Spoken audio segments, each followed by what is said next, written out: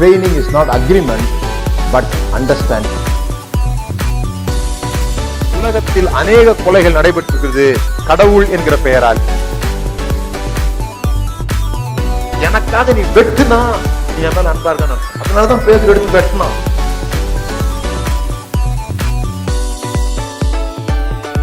இந்த சிந்திக்க தூண்டுறதுனாலதான் பரிசேயர்களுக்கு அவர் மேல அவ்வளவு கோபம் வந்துச்சு.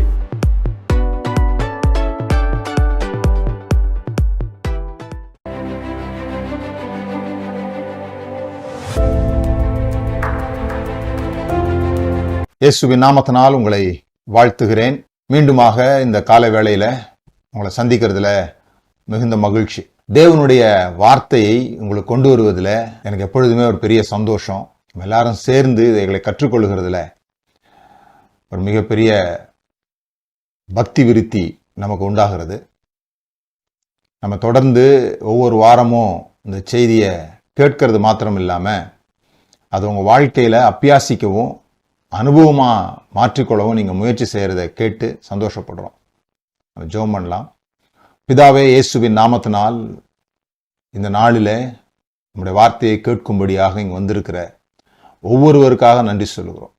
உம்முடைய வேதத்தை நாங்கள் பார்க்கும் பொழுது, அவைகளை நாங்கள் கேட்கும் பொழுது, அவைகளை நாங்கள் உணரும் பொழுது எங்களுக்கு உண்டாகிற அந்த ஆனந்த பாக்கியத்திற்காக உமக்கு நன்றி செலுத்துகிறோம் ஆண்டவரே. கர்த்தாவே, இந்த நாளில் எங்களோடு கூட நீங்கள் ஃப்ரெஷ்ஷாக பேசும்படியாக ஜெபிக்கிறோம். That your spirit speaks us to be fresh. நாங்கள் அந்த புது வார்த்தைகளை கேட்க, அந்த புதிய அப்பத்தை புசிக்க நீர் எங்களுக்கு உதவி செய்யும்படியாக ஜெபிக்கிறோம். பரிசுத்த ஆவியானவர் எங்கள் இருதயங்களை ஆயத்தப்படுத்தி இருக்கிறதற்காக ஸ்தோத்திரம். உம்முடைய வார்த்தையை வெளிப்படுத்துவதற்கான, சொல்வதற்கான தைரியத்தையும் பலனையும் நீர் எனக்கு தந்திருக்கிறபடினாலும் உமக்கு நன்றி செலுத்துகிறோம். தேவனால் அனுப்பப்பட்டவர் தேவனுடைய வார்த்தைகளை பேசுகிறார், தேவன் அவரை அளவில்லாமல் அபிஷேகம் பண்ணியிருக்கிறார் என்று சொல்லப்பட்ட வார்த்தையின்படி உம்முடைய அபிஷேகம் எங்களுக்குள்ளே அளவில்லாமல் இருக்கிறதற்காக உமக்கு நன்றி. இயேசுவின் நாமத்தினால் பிதாவே, ஆமென். என்னுடைய எல்லா செய்திகள்லையும் அல்லது பொதுவாக என்னுடைய அடிப்படையான செய்தி அது என்னன்னு சொல்லி சொன்னால், நம்முடைய பார்வை மாற்றம். the way we are looking things, the way we are looking our life, இதுதான் அடிநாதமாக எல்லாத்துலேயும் இருக்கும். ஏன்னா நான் கிறிஸ்தவத்தை புரிந்து கொள்கிறதே மனம் திரும்புதல்ல தானே. அந்த மனம் திரும்புதல் என்பது சேஞ்ச் யுவர் திங்கிங் அப்படிதான் சொல்லப்பட்டிருக்குது. இந்த வாழ்க்கை முழுவதும் எதை சார்ந்து இருக்குதுன்னா, வாழ்க்கையில நமக்கு என்ன ஏற்படுகிறது நடக்கிறது என்பதை குறித்து அல்ல, அந்த வாழ்க்கையில நமக்கு நடக்கிறதற்கு நாம என்ன அர்த்தம் கொடுக்கிறோம், அல்லது நமக்கு நம்முடைய அவுட்லுக்னு சொல்லுவாங்க, அதை எப்படி பார்க்கிறோம், அதை எந்த கோணத்திலிருந்து நாம் புரிந்து கொள்ளுகிறோம், இதுதான் ஆளுக்கால் வித்தியாசப்படுது. நடக்கிறது எல்லாருக்கும் ஒரே மாதிரி தான் நடக்குது. சூரியன் உதிக்கிறது நல்லோருக்கும் தீயோருக்கும், சூரியன் உதிக்குது, மழை பெய்யுது, எல்லாருக்கும் ஒரே மாதிரி நடக்குது. இந்த மாதிரி சூழ்நிலைகள் வரும்போது அது எல்லாருக்கும் வருகிறது. ஆனால் அதை பார்க்கிற விதத்திலே மனிதர்கள் வேறுபடுகிறார்கள். இதை பெர்ஸ்பெக்டிவ்னு சொல்றோம், அல்லது அவுட்லுக்னு சொல்றோம். இன்னும் எளிமையா சொல்ல போனா, நீங்க வெயில்ல நீங்க வெளியே போகும்பொழுது எல்லாரும் போறோம், வெயில் பயங்கரமா இருக்குது, டக்குன்னு நீங்க ஒரு கூலிங் கிளாஸ் எடுத்து போடுறீங்க. கூலிங் கிளாஸ் போட்ட உடனே உங்க உலகம் மாறிடும், உங்களுடைய நீங்க ஃபீல் பண்ற விதம் மாறிடும். எல்லாருக்கும் அதே வெயில் தான் அடிச்சிட்டு இருக்குது. ஆனா உங்களுடைய அந்த கூலிங் கிளாஸ் உங்கள் பார்வையை அது மாற்றின உடனே உங்க உலகம் வேற மாதிரி தெரிகிறது போல. உங்க வாழ்க்கையில என்ன நடக்குதுன்றது முக்கியம் இல்லை, அது உங்களை எந்த டேஞ்சருக்குள்ளேயும் கொண்டு போகல. உங்க வாழ்க்கையில நடக்கிறது குறித்து நீங்க எப்படி ஃபீல் பண்றீங்க அப்படிங்கிறது தான் உங்களை மகிழ்ச்சிக்கு நேராகவோ துக்கத்துக்கு நேராகவோ கொண்டு போகிறது. இதை நான் அடிக்கடி பிரசங்கங்களிலேயும் என்னுடைய சொந்த வாழ்க்கையிலையும் யோசிக்கவும், இதை அடிப்படையாக வைத்து சிந்திக்கவும் பழக்கப்படுத்திக்கிறோம். பாருங்க, ஒரு ஒரு சிஇஓ, ஒரு கம்பெனியினுடைய சிஇஓவுக்கும் அந்த கம்பெனியில தரத்தை உடைக்கிறவருக்கும் என்ன வித்தியாசம்? அவர்கள் எப்படிப்பட்ட பிரச்சனைகளை சந்திக்கிறார்கள், அந்த பிரச்சனைகளை சந்திக்கும் பொழுது அதை எப்படி கையாளுறாங்க அப்படின்றது தான் அவங்க ரெண்டு பேருக்குள்ள வித்தியாசம். நீங்க எவ்வளவு உயரத்துக்கு போகிறீர்களோ அவ்வளவு அதிகமான பிரச்சனைகளை சந்திக்க போறீங்க. அப்படி அதிகமான பிரச்சனைகளை சந்திக்கும் போது எப்படி பாசிட்டிவ் அவுட்கம் கொண்டு வர முடியும் அப்படின்னு சொல்லி சொன்னா, உங்களுக்கு இந்த அவுட்லுக்க குறித்த டிசிப்ளின் இருந்தா, நீங்கள் சரியான விதத்தில் வாழ்க்கையை பார்க்கிற அந்த பழக்கத்தை நீங்கள் பழக்கப்படுத்திக் கொள்வீர்களானால், ஒரு சம்பவம் நடக்கும்போது அதுக்கு ஃபர்ஸ்ட் வர்ற இன்டர்பிரேஷன் இயல்பா வரும். ஆனா எப்படி ஒழுங்குபடுத்துறோம் அதை, நம்முடைய சரீரத்தை நம்முடைய உணவால உடற்பயிற்சியால அதை டிசிப்ளின் பண்றது போல, நம்முடைய மனதை கூட சிந்திக்கிற விதங்களில நம்ம டிசிப்ளின் உடையவங்களா இருந்தோம்னா, நாம அதை சரியான அவுட்லுக்ல ஏன் இப்படி பார்க்கணும், இந்த விஷயத்தை ஏன் இதை இப்படி பார்க்க கூடாது அப்படிங்கிற விஷயத்தை நாம கற்றுக்கொள்வோமானால், அதுல உறுதியாக இருப்போமானால், நாம பாசிட்டிவ் அவுட்கம்ஸ் தான் நிறைய வெளியே கொண்டு வர முடியும். நாம வியந்து பார்க்கிற நபருக்கும் நமக்கும் வேற எந்த வித்தியாசமும் கிடையாது. நீங்க யார வேணா யோசித்து பாருங்க, உங்க ஹீரோ யாரா வேணா இருக்கட்டும், அந்த ஹீரோவுக்கு 2 கை தான். உங்களுக்கு 2 கை, எனக்கு 2 கை, 2 கால், 2 கண். இது எல்லாம் அவங்களுக்கும் நமக்கும் ஒரே மாதிரி தான் இருக்குது. ஆனா அவங்களுக்கும் நமக்கு என்ன வித்தியாசம்? ஏன் அவங்கள வியந்து பார்க்கிறோம்? நாம் யாரை ஹீரோவா யோசிக்கிறோமோ அவங்கள ஏன் ஹீரோவா பார்க்கிறோம்னா, வாழ்க்கையை குறித்த அவர்கள் வைத்திருக்கும் பார்வை, இந்த வாழ்க்கையில வருகிற சங்கடங்களை அவர்கள் கையாளுகிற விதங்கள், இதுதான். ஏன்னா எல்லாருக்கும் என்னைக்கும் ஒரு இடத்துல பயம் வரும், இருதயத்துக்குள்ள பயம் வரும். என்னைக்கோ ஒரு நாள் நமக்கு இருதய பயமோ அல்லது கலக்கங்களோ, யாரா இருந்தாலும், நீங்க யாரா இருந்தாலும் எங்க இருந்தாலும் இதை சந்தித்தே ஆகணும். அப்படி சந்திக்கிற வேளைகளில நம்முடைய பார்வை சரியானதாக இருக்குமானால், அது எல்லா கதைகள்லையும் வேதத்துல அதான் பார்க்கிறோம். தாவீது கோலியாத் கதையா இருந்தாலும் சரி, அது கிதியோன் கதையா இருந்தாலும் சரி, இயேசு கிறிஸ்து சொன்ன ஓமைகளா இருந்தாலும் சரி, எல்லாவற்றிலும் இதை நம்ம பார்க்க முடியும். அப்போ இன்னைக்கு இதை குறித்த ஒரு சம்பவத்தை ஒப்பிட்டு உங்களோடு கூட நான் பேச விரும்புகிறேன். அடிக்கடி இந்த வசனம் சொல்ற வழக்கம் உண்டு, உன் கண்ணானது வெளிச்சமா இருந்தால் உன் வாழ்க்கை முழுவதும் வெளிச்சமா இருக்கும் அப்படின்னு சொல்லி. அதை நான் கொஞ்சம் மாத்தி வாசிக்கிறது உண்டு. உன் கண்ணோட்டம் சரியானதாக இருந்தால், if you are having a right perspective, வாழ்க்கையினுடைய பெர்ஸ்பெக்டிவ் சரியா இருக்குமானால் உங்கள் வாழ்க்கை முழுவதும் வெளிச்சமா இருக்கும். உங்கள் வாழ்க்கை முழுவதும் நல்ல வழிகளிலே நீங்கள் போக முடியும். அப்போ எப்படி நம்முடைய வயது போக போக, when age deteriorates, வயது ஏற ஏற, அல்லது சில விட்டமின்ஸ் குறைஞ்சு போயிடுச்சுன்னு சொல்லி சொன்னா, இந்த கண்கள்ல ப்ராப்ளம் உண்டாகுது. அது போல சில சமயத்துல ரொம்ப சின்ன வயதிலேயே கண்ணாடி போடுறாங்க. சில பேர் ரொம்ப வயதான பிறகு கண்ணாடி போடுறாங்க. ஏன்னா அவங்களுடைய உடல்ல சக்தி குறையும் போது அல்லது வயது அதிகமாகும் போது. அதுபோல் உங்களுடைய ஆவி இளமையா இல்லைன்னா, உங்களுடைய ஆவியில நீங்க சோர்ந்து போயிட்டீங்கன்னா, உங்க ஆவியில பயமும் சந்தேகங்களும் இருக்குமானால், இந்த தைரியம், விசுவாசம், நம்பிக்கை போன்ற விட்டமின்ஸ் எல்லாம் குறையும் போது வாழ்க்கையை குறித்த உங்களுடைய பார்வைக்கு கண்ணாடியை அட்ஜஸ்ட் பண்ண வேண்டிய அவசியம் ஏற்படுகிறது. இல்லைன்னா எப்படி கண்ணாடி போடாம இருந்தாங்கன்னா தலைவலி வருதோ, அல்லது தூரத்தில் உள்ளது தெரியலையோ, சில பேருக்கு பக்கத்தில் உள்ளது தெரியாது, சில பேருக்கு தூரத்தில் உள்ளது தெரியாது. இது வேற ப்ரொக்ரஸிவ்னு வேற சொல்றாங்க. ஏன்னா அது மாதிரி நாம இந்த வாழ்க்கையை நெகட்டிவாவே பார்க்க ஆரம்பிச்சோம்னா, இட் பிகேம் ப்ரொக்ரஸிவ். ஒரு சின்ன புள்ளி நம்ம தொடர்ந்து அதை நெகட்டிவா பார்க்க அது ஒரு பெரிய ஆபத்துல போய் முடிகிற மாதிரி ஆயிடும். உண்மையிலே ஆபத்து அங்க வர்றதில்லை, நம்முடைய பார்வை அதை பெருசாக்கி விட்டுறது, அந்த ஆபத்தை வரவேற்கிறது. இது நமக்கு ரொம்ப முக்கியமா தெரியணும். இந்த கண்ணாடி போடுறது பிசிக்கல் ஐக்கு, ஆனா பிரச்சனை பிசிக்கல் ஐல இல்ல. பவுல் சொல்றாரு, பிரகாசம் உள்ள மனக்கண்களை தந்தருளும்படி வேண்டிக் கொள்கிறேன் அப்படின்னு எபேசு சபைக்கு ஜெபம் பண்றார். எபேசியர் 1ஆம் அதிகாரம் 19ஆம் வசனத்தை நீங்க அதை வாசிக்கலாம். வேதம் முழுவதிலுமே நிறைய இடங்கள்ல கண்கள் திறக்கப்பட்டதை பத்தி நம்ம வாசிக்கிறோம். தாவீது இப்படி ஜெபம் பண்றாரு, உங்களுடைய வேதத்தில் உள்ள அதிசயங்களை பார்க்கும்படி என் கண்களை திறந்தருளும் அப்படிங்கிறார். அவர் கண்ணு தெரியாதவர் கிடையாது. அவர் அந்த வேதத்தில் உள்ள அர்த்தங்கள், உள்ள அர்த்தங்களை பார்க்கிற விதத்தை, உம்முடைய வேதம் எவ்வளவு அற்புதமானது, ஏதோ மேலோட்டமா உம்முடைய வார்த்தைகளை நான் புரிஞ்சிக்க கூடாது. வேதத்தில் உள்ள அதிசயங்கள்னா இந்த பைபிள் கிடையாது. தாவீது காலத்தில் இப்படி அச்சடிக்கப்பட்ட வேதாகமும் கிடையாது, அல்லது தோல் சுருள் கூட ஆதியாகமம் முதல் மல்கியா வரைக்கும்லாம் கிடையாது. மேபி அப்படி இருக்கணும்னா மோசே எழுதினதாக நம்பப்படுகிற அந்த 5 புஸ்தகங்கள் தான் இருந்திருக்கணும். அது கூட தோல் சுருளில் எங்கேயோ ஒன்று தான் இருக்கும்.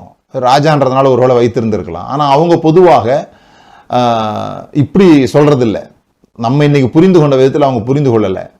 அவங்க நம்முடைய வேதத்தில் உள்ள அப்படின்னு சொல்லும்போது தேவனுடைய நேரடியான வார்த்தையை பேசுறாங்க. அவங்க தியானிக்கும் பொழுது, அவர்கள் தேவனோடு கூட தனிமையில் இருக்கும் பொழுது தேவன் பேசுகிற அந்த வார்த்தையை தான் வேதம் என்று அவர்கள் சொல்லுகிறார். நமக்கு அது புக்கா மாறிட்டதுனால நமக்கு வேதம்னா ஒரு புஸ்தகம் போல தோன்றுகிறது. அவங்களுக்கு ஒரு நாளும் அந்த புஸ்தகமோ தோல் சுருளோ அவங்க கண்ணுக்கு வர்றதில்லை. ஏன்னா அவங்க இப்படிப்பட்ட ஒரு பொருளுக்கு பெரிய முக்கியத்துவம் கொடுத்ததில்லை. தேவனுடைய ஜீவனுள்ள நேரடியான வார்த்தையை தான் அவர்கள் வேதம் என்று சொல்லியிருக்கிறாங்க. ஓகேங்களா? ஸோ அப்போ அந்த வேதத்தில் உள்ள அதிசயங்களை நீர் பேசும் பொழுது அந்த பேச்சுக்குள்ள இருக்கிற அர்த்தங்களை நான் புரிந்து கொள்ளும்படி என் கண்களை திறந்தருளும் அப்படின்னு சொல்றாரு.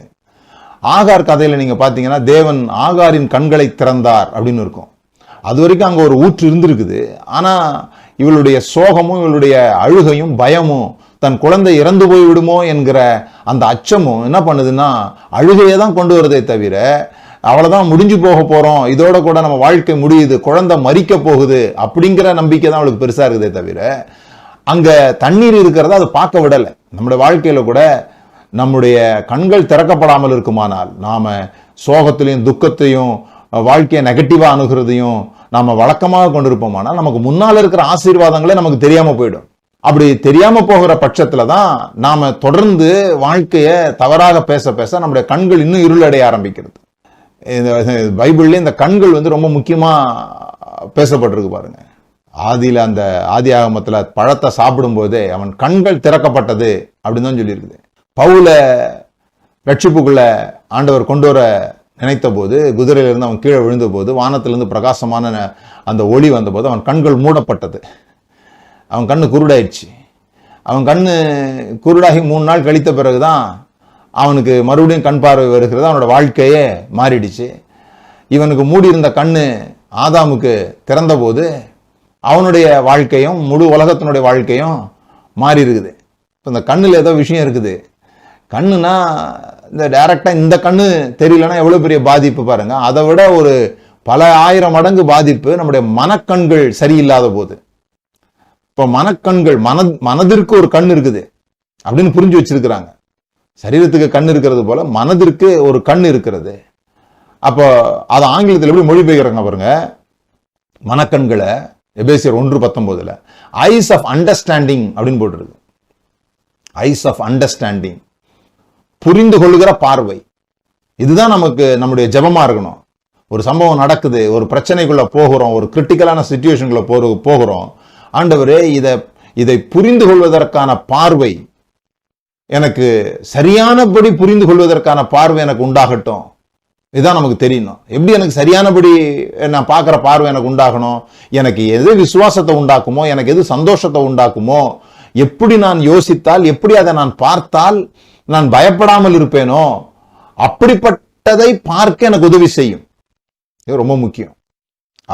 அந்த எபேசியர் 1:19 நீங்க வாசிக்கும் போது என்ன, எதுக்காக நம்முடைய மனக்கண்கள் பிரகாசமாகணும் அப்படின்னு சொல்லியிருப்பார்.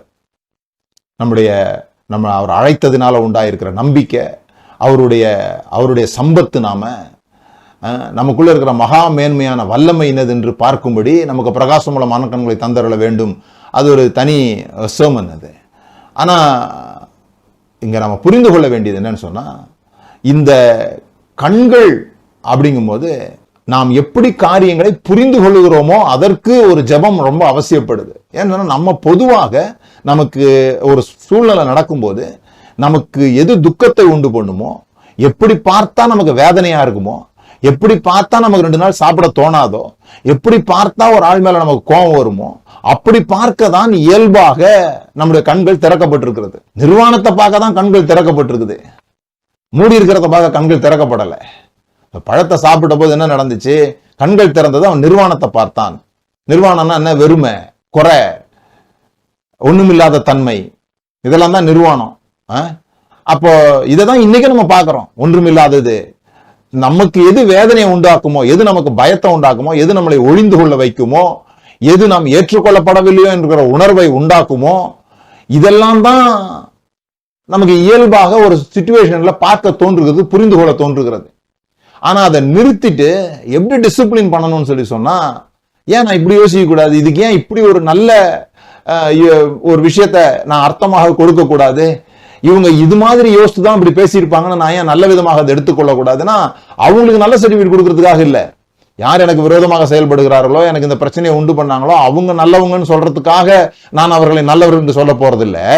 என்னுடைய மனதிற்கு நிம்மதி உண்டாகும்படி, எனக்குள்ளாக சந்தோஷம் நிலைத்திருக்கும்படி, எனக்குள்ளாக நான் நிறைவை பார்க்கும்படி நான் என்ன பண்ணி ஆகணும்? இந்த பார்வை மாற்றத்தான் நான் டிசிப்ளின் பண்ணி ஆகணும். இந்த பார்வை தான் நான் வேதம் முழுவதும் பார்க்கிறேன். இயேசு இந்த கண்களை குறித்து அதிகமாக பேசியிருக்கிறத நம்ம பார்த்திருக்கிறோம். அதுல நான் இப்ப சொன்ன அந்த வசனம் இருக்கு இல்லையா, உன் கண்ணானது இருளா இருந்தால் அப்படின்னு சொல்றது அது கண்ணோட்டத்தை பத்தியும் சொல்லல, நாம நினைக்கிற மாதிரி ஏதோ கண்ணு பிளைண்டா போறதை பத்தி சொல்லல. அந்த இடத்துல சொல்லப்பட்டிருக்கிறது பணத்தை குறித்து. அது குறித்து நம்ம வீடியோஸ்ல போட்டிருக்கிறோம். ஈவில் ஐ அப்படின்னு போட்டிருக்குது. ஸோ ஈவில் ஐ அப்படின்னு சொல்லி சொன்னா கஞ்சத்தனம். ஸோ நீ கஞ்சனா இருந்தா உன் வாழ்க்கை முழுசும் இருட்டா இருக்கும் அப்படின்னு தான் அந்த அர்த்தத்துல அந்த பகுதியில அது அப்படி அந்த அர்த்தத்துல சொல்லப்பட்டிருக்குது. ஆனா அதை பொதுவாக நாம வாஸ்து பார்த்தோம்னு சொன்னா, ஒரு ஆளுக்கு கண்ணு தெரியாம போயிருச்சுன்னு சொல்லி சொன்னா அவனுடைய சரீரத்துல மற்ற எல்லா உறுப்புகளும் இருந்தும் அவன் ஒரு இருட்டிலே இருக்கிறது போல, நமக்கு எல்லாம் நல்லாக இருந்தும் கூட நம்முடைய கண்ணோட்டம் சரியில்லாவிட்டால், நமக்கு நல்ல ட்ரெஸ் இருக்குது, நல்ல பதவி இருக்குது, நல்ல நல்ல நல்ல விஷயங்கள் நம்மளை சுத்தி இருந்தா கூட நம்முடைய பெர்ஸ்பெக்டிவ் சரியில்லைன்னு சொல்லி சொன்னா, சீக்கிரத்துல நம்ம கிட்ட இருக்கிற நல்லவைகளை எல்லாம் நாம் இழந்து போக ஆரம்பிப்போம். என்னைக்கு நாம நிர்வாணத்தை பார்க்கிறோமோ, என்னைக்கு நாம குறைகளை பார்க்க ஆரம்பிக்கிறோமோ, என்னைக்கு நாம வெறுமையை பார்க்க ஆரம்பிக்கிறோமோ, அன்றைக்கு நம் தோட்டத்தை விட்டு வெளியே அனுப்பப்படுகிறோம். ஏன்னா அப்படியே பார்த்துக்கிட்டு நீங்க அந்த தோட்டத்திலே வாழ்ந்துட முடியாது. நம்ம நினைக்கிறோம் நிறைய உறவுகள் சொந்தங்கள்லாம் நம்மளை விட்டு போயிடுறாங்க அப்படின்னு சொல்லிட்டு. அவங்க யாரும் நம்மளை விட்டு போகல, நாம் தோட்டத்தை விட்டு வெளியே இருக்கிறோம். ஏன்னா நம்முடைய பார்வை சரியில்லாததா இருக்குது, டாக்ஸிக்கா இருக்குது. நம்ம புரிந்து கொள்ளணும். பவுல் எபேசியர்ல இந்த உலகத்தில் இருக்கிற பிரச்சனையெல்லாம் தீரும்படியாக அவர் ஜெபம் பண்ணல. உலகத்தில் இருக்கிற பிரச்சனை தீரணும், நல்ல பிரைம் மினிஸ்டர் உண்டாகணும், பிரசிடென்ட் உண்டாகணும், நல்ல தலைவர்களை எங்களுக்கு தாரும், இப்படிலாம் ஜெபம் பண்ணாம அவர் என்ன ஜெபம் பண்ணியிருக்கிறாருன்னா, மனக்கண்கள் பிரகாசிக்க பண்ணும்படியாக வேண்டிக் கொள்ளுகிறேன் அப்படிங்கிறார். ஏன்னா அவருக்கு தெரியுது இந்த உலகத்துல எவ்வளவு பிரச்சனைகள் நடந்தா கூட அதெல்லாம் டேஞ்சர் இல்லை. உங்களுக்குள்ள என்ன ஓடிக்கிட்டு இருக்குதோ, உங்களுடைய மனக்கண்கள் வழியாக நீங்கள் எதை பார்க்கிறீர்களோ அதுதான் உங்களை கொன்று கொண்டிருக்கிறது. அதிலிருந்து விடுதலை வேண்டும். ஏன்னா நமக்கு எல்லா காரியங்களுக்கும் மற்றவர்களை பழி சொல்லுதல் என்பது மிக எளிமையான ஒரு விஷயம். நான் இப்படி இருக்கிறதுக்கு இவங்க தான் காரணம், நான் நல்லா இல்லாம போனதுக்கு என்னுடைய பெற்றோர்கள் தான் காரணம், என் சந்தோஷத்தை கெடுத்தது என் மருமக தான், என் வாழ்க்கை நல்லா இல்லாம போனதுக்கு காரணம் என் மாமியார் தான், நான் படிச்ச ஸ்கூல், என்னை சேர்த்த ஸ்கூல், நான் பிறந்த ஊர், நான் பிறந்த குடும்பம், எப்படி நீ எதை வேணா நீங்க பிளேம் பண்றது ரொம்ப ரொம்ப ஈஸி. எது வரைக்கும் சொல்லி சொன்னா, எனக்குள்ளாக நான் அந்த பார்வையை சரியாக பார்க்க கற்றுக்கொள்ளாதவரை நான் மற்றவர்களை பிளேம் பண்றது, மற்றவங்களை பழி சொல்றது ரொம்ப எளிமையானதாக இருக்கும். இன்றைக்கு இயேசு ஒரு குருடனை சுகமாக்கினார். அதுபோல நம்முடைய கண்களையும் நம்முடைய பார்வையும் அவர் சுகமாக்கணும் அப்படின்றதான் பார்க்க போறோம். 3 குருடர்களை இயேசு சுகமாக்கினதை நம்ம வேதத்துல வாசிக்கிறோம். 3 வெவ்வேறு சிச்சுவேஷன்ஸ். பர்த்திமேயு அப்படிங்கிற ஒரு குருடன், அவங்க தான் ஒரு இடத்துல 2 பேர்னு போட்டிருக்கு, ஒரு இடத்துல ஒருத்தர்னு போட்டிருக்குது. அவங்க தாவீதின் குமாரனே எங்களுக்கு இறங்கும் அப்படின்னு கேட்குறாங்க. அப்படி கேட்கும்போது இயேசு உங்கள் விசுவாசம் உங்களை ரட்சித்தது அப்படின்னு சொல்லி, உங்களுக்கு கண்ணு தெரிஞ்சிடுச்சு போங்க அப்படின்னு சொல்லிட்டாரு. அவங்களுக்கு ஒன்றும் செய்யலை, கண்ணு தெரிஞ்சிடுச்சுட்டாரு. அவங்களுக்கு கண்ணு தெரிஞ்சிடுச்சு, அவங்க போயிட்டாங்க. பிறகு இன்னொரு சம்பவம், அதுதான் இன்னைக்கு பார்க்க போறோம். பெத்சைதால நடக்குது அது. அவனோட கண்களில் துப்புறார், நேரடியாக கண்ணில் துப்பிட்டாரு, அப்படிதான் சுகமாக்குறாரு. மூன்றாவது, பிறவியிலேயே குருடனா இருந்தானா, அல்லது இவன் செய்த பாவமா, இவங்க அப்பா அம்மா செய்த பாவமா அப்படின்ற அந்த கேள்வியில மண்ணுல எச்ச துப்பி அதை குழைத்து அவனுடைய கண்களில் பூசி சிலவம் குளத்துல போய் கழுவு அப்படிங்கிறார். ஆண்டவர் எப்பொழுதுமே எல்லாத்துக்கும் மொத்தமா ஒரு ரெசிபி கொடுத்துடுறது இல்லை. 1 2 3 4 இதை செய்ய உன் கண்ணு திறந்துடும். எல்லாருக்கும் எச்சு துப்புறது இல்லை, எல்லாருக்கும் மண்ணை குழைக்கிறது இல்லை, எல்லாருக்கும் போங்க உங்க விசுவாசம் சரியாக்கி உங்களை சரியாக்கிடுச்சின்னு சொல்றது இல்லை. அவன் கண்களை திறப்பதற்கு வெவ்வேறு வழிகளை தேவன் பயன்படுத்துகிறார். நாம எல்லாத்தையும் ரெசிபியா எதிர்பார்க்கிறோம். எல்லாமே நமக்கு ஃபார்முலாஸ் தேவை, எல்லாருக்கும் ஒரே மாதிரி காரியங்கள் வேலை செய்யும் அப்படின்னு நம்ம நினைக்கிறோம். கிடையாது. நான்லாம் கண்ணாடி போடுறதுக்காக அந்த செக் பண்ண போகும்போது அரை மணி நேரம் ஆக்கிடுறாங்க.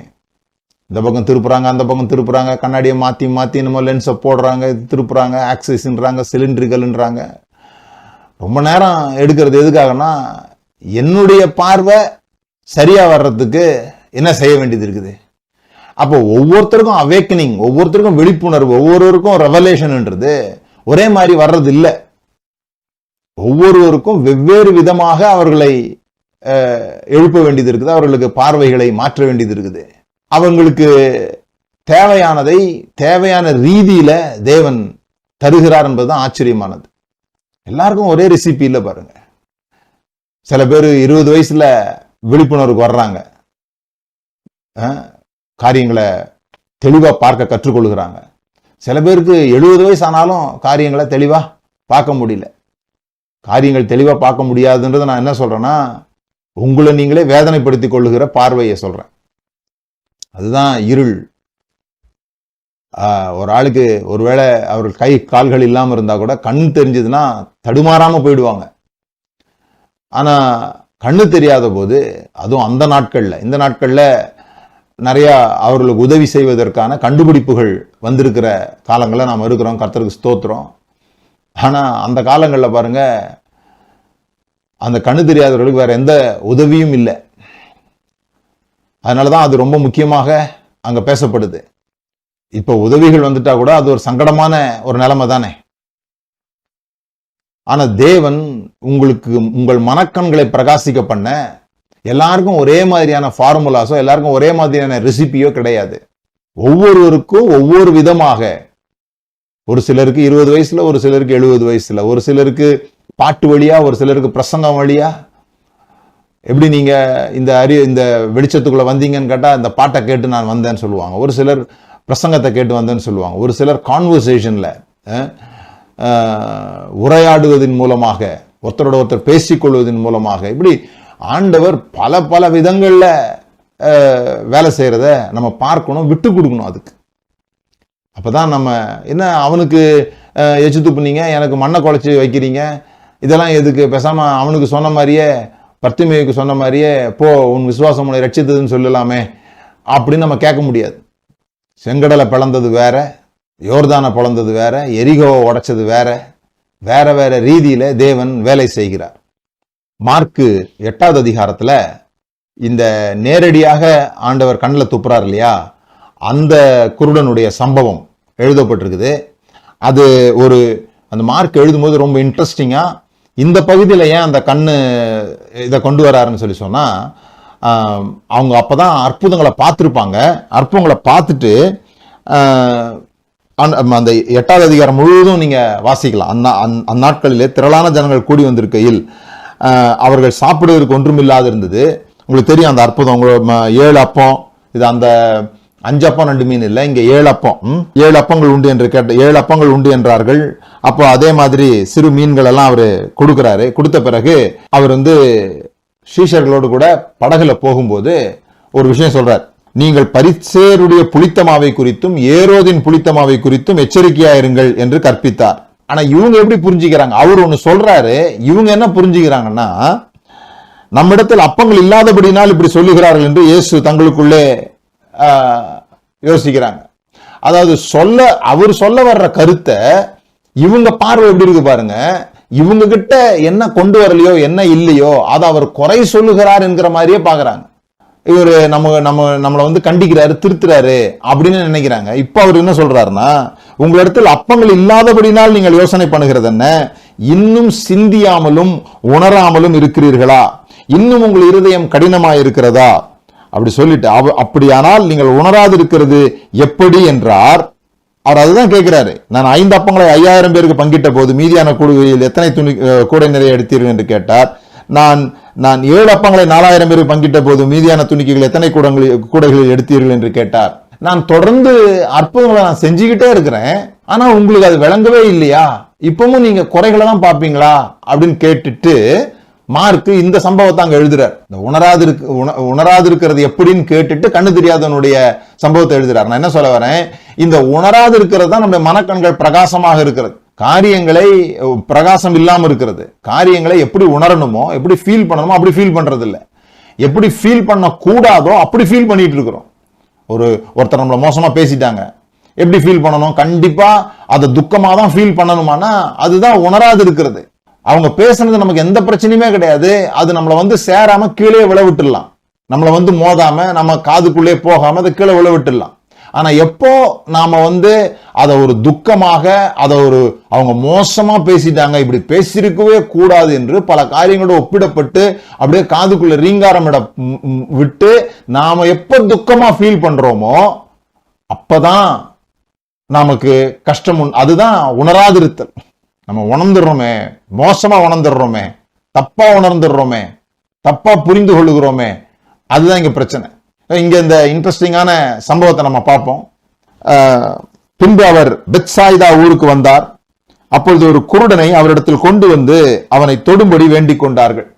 ஒரு குருடன் கத்திக்கிட்டே வந்தான், தாவீதின் குமாரனே எங்களுக்கு இறங்கும் அப்படின்னு சொல்லி அவங்க கத்திக்கிட்டு வர்றாங்க.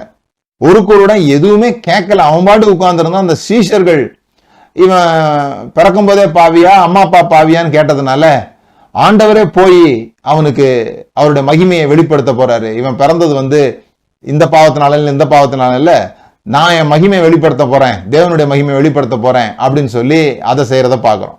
ஆனா இங்க சில பேர் ஆண்டவர்கிட்ட கொண்டு வர்றாங்க, அவங்க யாருன்னு போடல.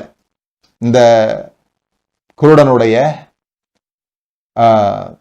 தாயோ தகப்பனோ இருந்திருந்தா அவன் தாய் தகப்பன் கூட போட்டிருக்கலாம். ஆனா அநேகமாக தாய் தகப்பன் இல்லை போல் இருக்கு. நல்ல ஃப்ரெண்ட்ஸ் இருந்திருக்கிறாங்க. ஃப்ரெண்ட்ஸை பத்தி நம்ம பார்த்தோம் இல்லையா? எப்பொழுதுமே இந்த மாதிரி ஃப்ரெண்ட்ஸ் கூட இருந்தாங்கன்னா நல்லது. நம்முடைய கண்கள் திறக்கணும்னு விரும்புறவங்க கூட இருந்தாங்கன்னா நல்லது. நிறைய பேருக்கு அந்த மாதிரி எண்ணம் வராது, கண்ணு குருடா இருந்தா நல்லதுன்னு யோசிச்சுட்டு இருப்பாங்க. எப்பொழுதுமே நீங்க பாருங்களேன், இந்த நண்பர்கள், இந்த கூட ஐக்கியமா இருக்கிறவங்க, நாம ஏதாவது புது காரியங்களை கற்றுக்கொள்ளும் போது, புது காரியங்களை பேசும்போது பயப்படுவாங்க. நீ தப்பான வழிக்கு போற அப்படிம்பாங்க, நீ இருக்கிற நிலைமையிலே இருக்கணும் அப்படிம்பாங்க.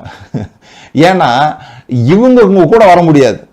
இவங்க உங்க கூட வர முடியாதுன்ற காரணத்தினால நீங்க முன்னேறாம இவங்களோட கூடவே இருந்தீங்கன்னா they can have fellowship, you can have failure. அவங்களுக்கு உங்களோட ஐக்கியமா இருக்க முடியும், ஆனா நீங்க தோல்வியில இருப்பீங்க. நீங்க தோல்வியில இருந்தா கூட பரவாயில்ல, எங்களோட ஐக்கியமாயிரு, அதுதான் இவங்களுடைய எண்ணமாக இருக்கும். அப்படிப்பட்டவர்களை விட்டு தான் நம்ம விலகணும். ஆனா இங்க ஒரு நல்ல நண்பர் கூட்டம் இந்த ஆளுக்கு இருந்திருக்கு. இவருக்கு பெரிய ஆசை இருந்த மாதிரி தெரியல. இந்த குருடனுக்கு ஒரு பெரிய ஆசை இருந்த மாதிரியோ, நசரேயனாகிய தாவீதின் குமாரனே எங்களுக்கு இறங்கும் அப்படின்னு சொல்லி இவன் கத்திக்கிட்டு வந்த மாதிரியோ இல்லை. இவனை கொண்டு வருகிறார்கள். நான் இந்த ரீதிங்கர்ஸ் அப்படின்ற ஒரு கேம்ப் ஒன்று நடத்துறோம். வேதத்தை எப்படி வேற ஒரு கண்ணோட்டத்தில் பார்க்கிறது, ஏன் பைபிளை வாசிக்கும்போது அல்லது இந்த பிரசங்கங்கள்லாம் ஏன் குழப்பமா இருக்குது, பயத்தை உண்டு பண்ணுது அப்படிங்கிறத பற்றியெல்லாம் நாம் அங்கே பேசுகிறோம். இது வரைக்கும் வழக்கமாக கேட்டுட்டு முற்றிலும் வேறுபட்ட விதமாக அது இருக்கும். ஒரு 180 டிகிரி அல்லது 360 டிகிரி டேர்ன் ஓவர்னு சொல்லுவோம் இல்லையா? இது வரைக்கும் படிச்சதெல்லாம் தப்போ அப்படின்னு நம்பக்கூடிய அளவிற்கு அந்த இருக்கும். கேம்புக்கு வந்தவங்களுக்கு தெரியும்.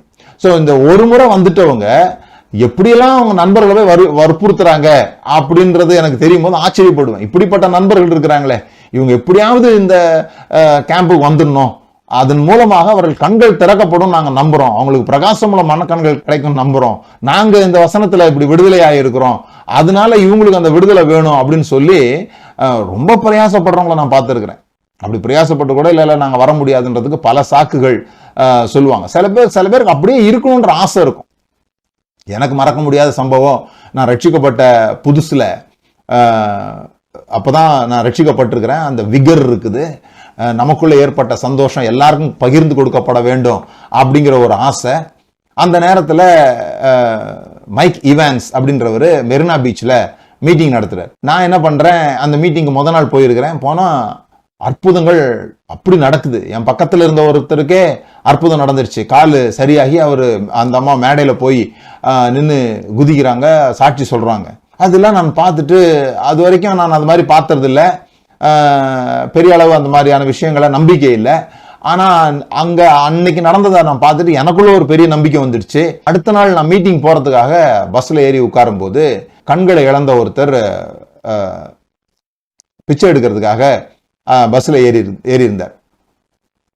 அப்போ எனக்கு ஒரே ஆசை, எப்படியாவது இவரை அந்த மீட்டிங் கூட்டு போயிடணும் அப்படின்னா அவர் கண்ணு திறந்துடும். நேற்று நிறைய பேருக்கு இது மாதிரி நடந்துச்சே அப்படின்னு எனக்கு ஒரு ஆசை. ஆனா அவரு பிச்சை எடுத்துட்டு இருந்ததுனால அவருக்கு பக்கத்துல போய் நின்று பேசுறதுக்கு எனக்கு ஒரு வெக்கம். அவர்கிட்ட போய் எப்படி பேசுறது, மற்றவங்க எல்லாம் பார்ப்பாங்களே அப்படின்ற ஒரு வெக்கம். என்ன பண்ணேன், இந்த பஸ்ஸை விட்டு அவர் இறங்கும்போது நானும் கூடவே இறங்கிட்டேன். இறங்கி அவர் பின்னாலேயே போய் ஒரு தனி இடத்துல அவரை சந்திக்கிற வாய்ப்பு உண்டானோடனே அங்கே நிறுத்திட்டு, ஐயா நீங்கள் ஒரு 3 மணி நேரம் என் கூட நீங்கள் ஸ்பெண்ட் பண்ண முடியுமா, நான் வேணா நீங்கள் எவ்வளோ அந்த நேரத்தில் உங்களுக்கு இந்த சேமிப்பீங்களோ அதை நான் உங்களுக்கு கொடுத்துட்றேன், ஆனால் நான் இப்போ கூட்டு போகிற இடத்துக்கு அப்புறமா நீங்கள் பிச்சை எடுக்க வேண்டிய அவசியம் இல்லை அப்படின்லாம் நான் அவர்கிட்ட பேசிட்டே இருக்கிறேன். ஒரு கட்டத்தில் அவர் என்கிட்ட கேட்டார், எங்க தம்பி மெரினா பீச்சுக்கு அந்த கண்ணு தெரியாதவங்களுக்குலாம் கண்ணு தெரியும்னு சொல்றீங்களே, சொல்றாங்களா அங்கேயா அப்படின்னு கேட்டோடனே நான் ஷாக் ஆயிட்டேன். இவருக்கு விஷயம் தெரியாம இல்லை, இங்க விஷயம் தெரிஞ்சிருக்குது.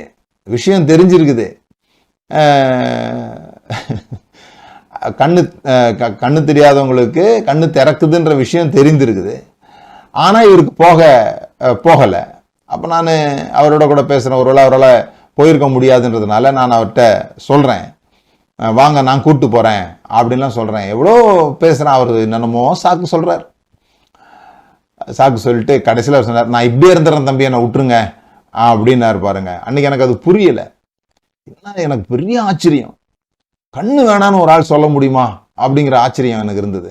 அதுக்கப்புறம் வாழ்க்கையை பழக பழக மனிதர்கள் அப்படிதான் இருக்கிறாங்க, போதுமானதுல திருப்தி கொண்டு இருக்கிறாங்க, அல்லது ரொம்ப நாள் அப்படி பழகிட்டதுனால இனிமே வேற மாதிரி வாழ முடியாதுங்கிற காரணத்தினால சரி இப்படியே இருந்துருவோம் அப்படின்னு நம்புறாங்க அப்படின்றத நான் புரிஞ்சுக்கிட்டேன். வெறும் கண்ணு தெரியாத மாத்திரம் இல்ல, நாம வாழ்க்கையில அப்படிதான் இருக்கிறோம். நமக்கு எந்த மாற்றமும் வேண்டாம். நம்ம வசனத்தை ஏதாவது சொன்னா கூட என்ன சொல்றாங்க, கள்ள உபதேசம் அப்படின்னுறாங்க. ஏன்னா அதை அவங்க ஒத்துக்கிட்டாங்கன்னா அவங்களும் அதுக்கு ஏற்றது போல தங்களை மாற்றிக்கொள்ள வேண்டியது இருக்குது. அப்படி மாற்றிக்கொள்றதுக்கு நிறைய பேருக்கு விருப்பம் இல்லை. அதனால அவங்க என்ன நினைக்கிறாங்க, இதுதான் சரி, இப்படியே இதுதான் வாழ்க்கை, இப்படியே போயிடுவோம் அப்படின்னு நினைக்கிறாங்க. அப்போ இந்த பெத்சாய்தால இந்த குருடனும் கூட பெரிய ஆசைப்பட்ட மாதிரி எனக்கு தெரியல. துவக்கத்துல அவனை சில பேர் தான் கூட்டு வர்றாங்க.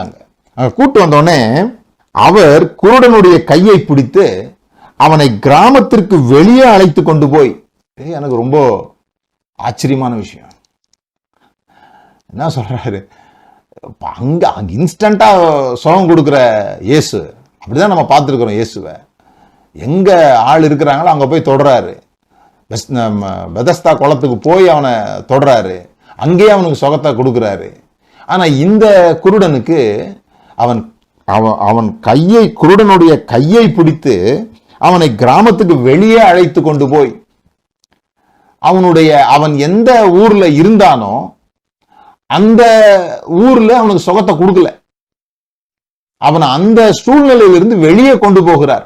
நிறைய நேரத்தில் நமக்கு இந்த பார்வை மாற்றம் வரணும்னா நம்முடைய சூழ்நிலைகளிலிருந்து நம்ம வெளியே போக கற்றுக்கொள்ள வேண்டும். வழக்கமான அந்த இடங்கள்லயே நமக்கு அற்புதங்கள் நடக்கிறது இல்லை. நிறைய பேருக்கு நான் படிச்சதே படிப்பேன், இருந்த இடத்துலயே இருப்பேன், கேட்டதையே கேட்பேன், ஆனா எனக்கு வேற மாதிரியான மனக்கண்கள் பிரகாசிக்கப்படணும் அப்படின்னு சொன்னா அப்படி நடக்க போறது இல்லை.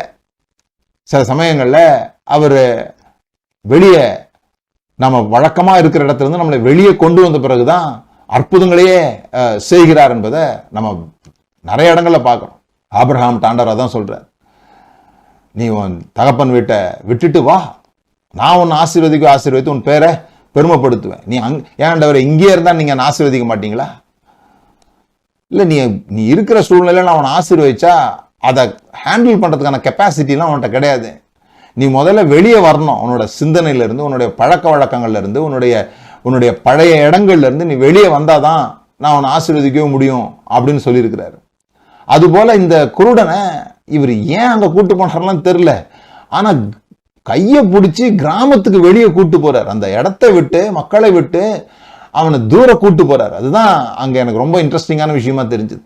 ஏன்னா அதுக்கு பதில் இல்லை. ஏன் அவர் அப்படி செஞ்சார்ன்றதுக்கு எங்கேயும் பதில் இல்லை. ஆனால் அவர் அந்த இடத்துல வேண்டாம் அப்படின்றது மட்டும் யோசிக்க முடியுது. சில சமயங்களில் நாம் ஒரு சில குறிப்பிட்ட இடங்களில் இருக்கும் பொழுது என்னதான் வெளிச்சம் கொடுத்தா கூட நமக்கு அந்த சுகத்தை பெற்றுக்கொள்ள முடியாத விஷயம் இருக்கும், அல்லது அந்த காரியத்தை புரிந்து கொள்ள முடியாத தன்மை இருக்கும். பாருங்க, நான் இப்போ சபையை குறித்து ஒரு பெரிய ஐடியா ஷிஃப்ட்டுக்குள்ள போயிருக்கிறேன். சபைன்னா இந்த கட்டடத்தில் இந்த பாஸ்டர் வச்சு ஆராதனை நடத்தி இந்த 1.5 மணி நேரம் நடக்கிறதோ அல்லது 3 மணி நேரம் நடக்கிறதோ சபை கிடையாது. இது தேவன் கற்பனை செய்த, இயேசு கிறிஸ்து என் சபையை கட்டுன்னு சொன்னார், அந்த சபை இது கிடையாது அப்படின்றதுல நான் உறுதியா இருக்கிறேன். இது எப்போ எனக்கு இந்த வெளிச்சம் வந்தது அப்படின்னு சொன்னா, நான் சபை ஒன்று வச்சிருந்தேன். ஒரு சபை வச்சு கொஞ்சம் பேர் வந்துட்டு இருந்தாங்க. அப்படி வந்துட்டு இருக்கும்போது பயங்கர சக்சஸா போயிட்டு இருக்கு. ஒரு 5 பேர்ல ஆரம்பிச்ச ஒரு சபை ஒரு 1.5 வருஷ காலத்துக்குள்ள 90 பேர் ஆயிடுச்சு. அப்படி வந்துட்டு இருக்கும்போது எங்களுக்கு அந்த இடம் பத்தலைன்னு சொல்லி, அல்லது அந்த இடத்த விட வேண்டிய ஒரு சூழல் அந்த இடத்த விட்டுட்டோம். புது இடம் கிடைக்கல. அந்த புது இடத்துக்காக சுத்திக்கிட்டு இருக்கும்போது ரொம்ப கஷ்டமான ஒரு சூழல். ஒரு இடத்துக்கு போனா அங்க வேற பிரச்சனை, இன்னொரு இடத்துக்கு போனா அங்க சர்ச் நடத்திட்டு இருக்கும்போதே நடத்தக்கூடாது, அடுத்த வாரமே மாறணும்ன்றாங்க. இது மாதிரி பிரச்சனைகளான மத்தியில இந்த வெளிச்சம் எனக்கு வருது. சபைனா உண்மையிலே என்ன அப்படிங்கிறத கண்டுபிடிக்கிறதுக்கான அந்த வெளிச்சம் எனக்கு வருது. நான் யோசித்து பார்க்குறேன், உண்மையிலே நான் ஒரு சக்சஸ்ஃபுல்லான ஒரு நிறுவனத்தை அல்லது இந்த சபையை வளருது இல்லையா, ஒரு 30 பேர்லேருந்து 300, 3000, 30,000 அப்படின்னு வளருது இல்லையா, அப்படி ஒரு சபையாக இது வளர்ந்து கொண்டிருக்குதுன்னு வச்சுங்களேன். எனக்கு என்னதான் இந்த மாதிரி வெளிச்சம் வந்தா கூட நான் அக்செப்ட் பண்ணிருப்பேனா அப்படின்னு எனக்கு தெரியல. இதெல்லாம் கள்ள உபதேசம், சபையை குறித்து எதிர்த்து பேசுறாங்க, சபைக்கு விரோதமானவங்க, சாத்தான் அப்படின்னு சொல்லி நானும் விட்டுருப்பேன். ஆனா என்னை தேவன் அதிலிருந்து வெளியே கொண்டு வந்த பிறகு, அந்த சுகமான ஒரு சிச்சுவேஷன்ல இருந்து அந்த அழகா ஒரு வெளிநாடுகளில் இருக்கிறது போல அழகுபடுத்தி வைக்கப்பட்டிருந்த அந்த சர்ச் என்று சொல்லப்படுகிற அந்த இடத்துல இருந்து என்னை வெளியே கொண்டு வந்ததுனால என் கண்கள் திறக்கப்பட்டது. அப்பதான் நானே அதை புரிந்து கொள்கிறேன். இல்லைன்னா எனக்கு அதை நான் ஏற்றுக்கொண்டு இருக்க மாட்டேன். இதை நம்ம புரிந்து கொள்ளணும். சில சமயம் தேவன் நம்மளை சில சூழ்நிலிருந்து வெளியே கொண்டு வர்றாருன்னா ஏதோ புதிதாக நமக்கு காட்ட போகிறார், புதிதாக நாம் பார்க்க போகிறோம். அந்த ஆர்வம் நமக்கு இருந்ததுன்னா கண்டிப்பாக நம்ம அதை பார்ப்போம். வேற நீங்க கூட்டு வந்துட்டு என்ன பண்றாரு, அழைத்து கொண்டு போய் அவன் கண்களில் உமிழ்ந்து இப்போ இவன் ஏன் இந்த வசனத்துல இந்த உமிழ்தல்னா என்ன, இயேசுனுடைய எச்சிக்கு எவ்வளவு வல்லம் இருந்தது, அவர் கிரியேட்டர் காடு, அதனால அவருடைய எச்சில கூட அற்புதம் இருந்தது, இதெல்லாம் நான் பேச போறதில்லை. இந்த ஆவிக்குரிய அர்த்தங்கள்லாம் நான் கொடுக்க விரும்பல. ஆனா ஒரு ஆள் மேல ஒரு ஆள் எச்சி உமிழ்கிறது என்பது ஒரு மதிப்பு குறைவான செயல் இல்லையா. இன்னைக்கெல்லாம் நம்ம மேல எச்சு துப்ப வேண்டியதில்லை, நம்மளை பார்த்துட்டு காரி துப்புனாலே நம்ம கோவம் வந்துடுது. அல்லது பேசிக்கிட்டே இருக்கும்போது அது நம்மளை இன்சல்ட் பண்றதுக்காக காரி துப்பிடுவாங்க பாருங்க. அப்ப நமக்கு எவ்வளோ மனம் உடைஞ்சு போயிடுவோம், எவ்வளவு பெரிய இன்சல்ட் அது. இது நேரடியாக அவனுடைய பிரச்சனை எங்கேயோ அந்த பிரச்சனைக்கு நேராக துப்புகிறார். இது என்னுடைய தியானத்துல இயேசுனுடைய எச்சிக்கு எவ்வளவு வல்லம் இருந்ததுன்றது குறித்து நான் தியானம் பண்ணல. எனக்கு என்னன்னா, இவனுக்கு ஏன் கோபம் வரல? இந்த குருடன், நீங்களும் நானும் இன்னைக்கு இயேசுவை ஆண்டவராக தெய்வமாக பார்க்கறதுனால ஒருவேளை ஆண்டவரே என் மேல துப்புங்க அப்படின்னு கூட நம்ம சொல்லுவோம். ஆனா அன்றைக்கு சூழ்நிலை அப்படி இல்லை தானே. அவன் கண்ணு தெரியணும்னு வந்திருக்கிறான், இவர் கையை பிடிச்சி வெளியே கூப்பிட்டு போயிட்டு அவன் கண்ணில் துப்புறாரு.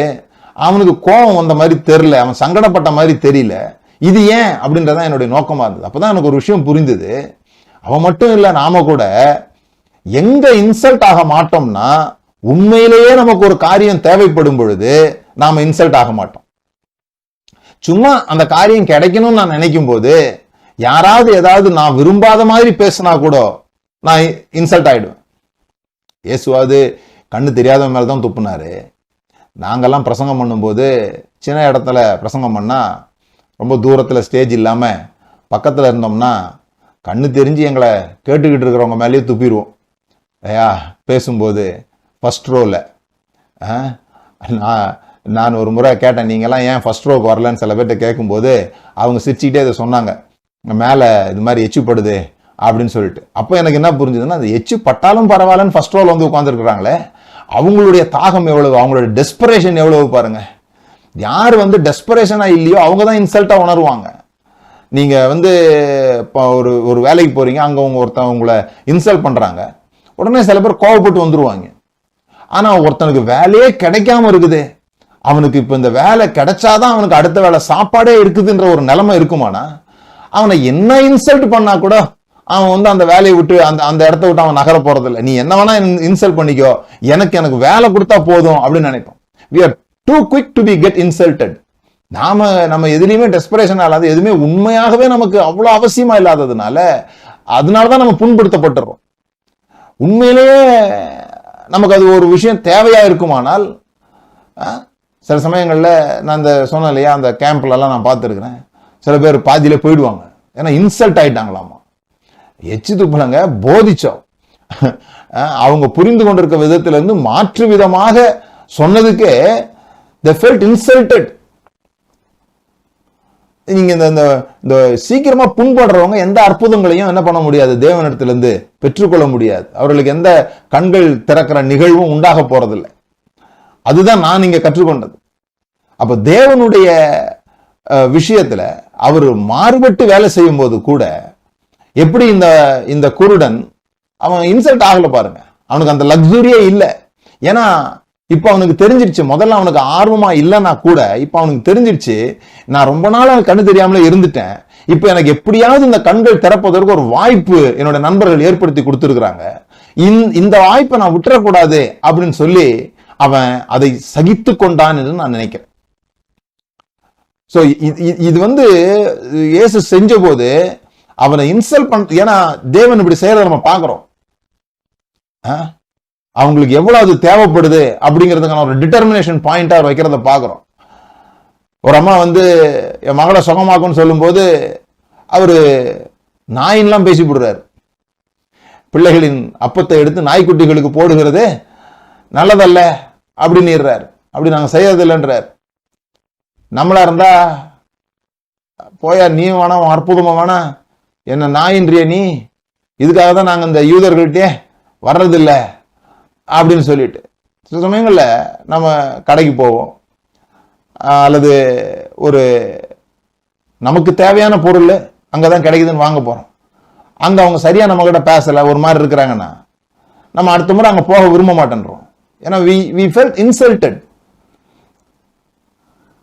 நமக்கு அவங்க பாராட்டி பேசுறதுக்காகவோ, அதனாலதான் நான் அடிக்கடி சொல்லுவேன், நீங்க வேலைக்கு போறீங்க அப்படின்னு சொன்னா நிறைய பேர் வேலையில திருப்தி இல்லாம இருப்பாங்க. அவங்க போகிற இடங்கள்ல என்னன்னு கேட்டா, என்ன செஞ்சாலும் பாராட்டே இல்லைங்க அப்படின்னு சொல்லுவாங்க, பாராட்டவே மாட்டேன்றாங்க. நான் அவங்கள்ட்ட கேட்கறது தான், நீங்க வேலைக்கு போகும்போது அக்ரிமெண்ட்ல கையெழுத்து போட்டீங்களே, அதுல நீ நன்றா வேலை செஞ்சா பாராட்டப்படும் அப்படின்னு ஏதாவது இருந்ததா? இல்ல. சம்பளம் தரப்படும், இன்சென்டிவ் தரப்படும் இருந்தது. அது கிடைக்கலன்னா கேளுங்க. நீங்க அங்க போறது பாராட்டுக்காக இல்ல.